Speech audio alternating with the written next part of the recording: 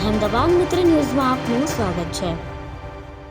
અમદાવાદ શહેરના અસારવા વિસ્તારમાં આવેલ યુએન મહેતા હોસ્પિટલમાં ડ્રેનેજ લાઇનમાં 3 યુવકો પડી જતા ફાયર બ્રિગેડે રેસ્ક્યુ કરી બહાર કાઢ્યા। ત્રણેયને ગંભીર ઇજા થતાં સારવાર અર્થે હોસ્પિટલમાં દાખલ કરવામાં આવ્યા। 3માંથી કોન્ટ્રાક્ટ પર કામ કરતા યુવકનું સારવાર દરમિયાન સ્થાનિકો દ્વારા મૃત્યુ થયાનો આક્ષેપ છે। જોકે ત્યારબાદ UN Mehta hospital RMO Dushyant ભટ્ટે કન્ફર્મ કર્યું કે એક યુવકનું મોત થયું છે। 7 જુલાઈ સવારથી જ હોસ્પિટલનો હાઉસકીપિંગ સ્ટાફ હડતાળ પર ઉતરી ગયો। 200થી વધુ કર્મચારીઓ હડતાળ પર ઉતર્યા। સ્થાનિક લોકોનો આક્ષેપ છે કે હાઉસકીપિંગનું કામ હોવા છતાં પણ સેફટી વિના ડ્રેનેજનું કામ કરવા કર્મચારીને ઉતારવામાં આવ્યો હતો। U N Mehta hospital RMO Dushyant ભટ્ટના જણાવ્યા અનુસાર રાત્રે 7:15 આસપાસ બી બ્લોકના બેઝમેન્ટ 1માં એક સ્લમ પંપની પીટ છે એની આજુબાજુના 3 સફાઈ કર્મીઓ કામ કરી રહ્યા હતા। આકસ્મિક રીતે એક સફાઈ કર્મીનો પગ સ્લીપ થતાં એક કર્મચારીએ પીટમાં પડી ગયા। સાથે જ 2 સહકર્મચારીઓ હતા। બચાવમાં સાથે અંદર ઉતર્યા પણ અંદરના જે ટોક્સિક ગેસના એન્વાયરમેન્ટના લીધે એ ત્રણેયને તકલીફ થઈ।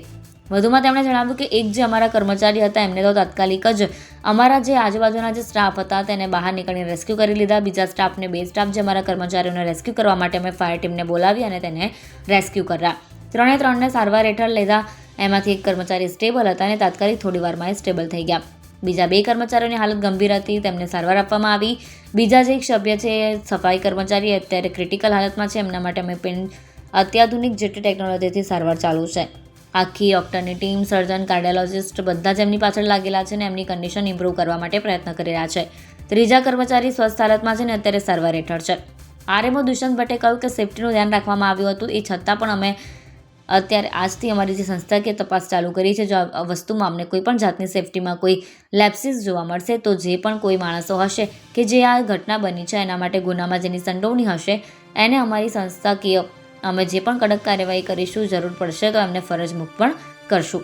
યુએન મહેતા હોસ્પિટલમાં હાઉસકીપિંગના તમામ કર્મચારીઓ હડતાળ પર ઉતર્યા હતા। ત્યાંના મહિલા સ્ટાફ ગીતાબેન અને સંગીતાબેનનું કહેવું છે કે સેફ્ટી વગર કામગીરી કરવામાં આવે છે।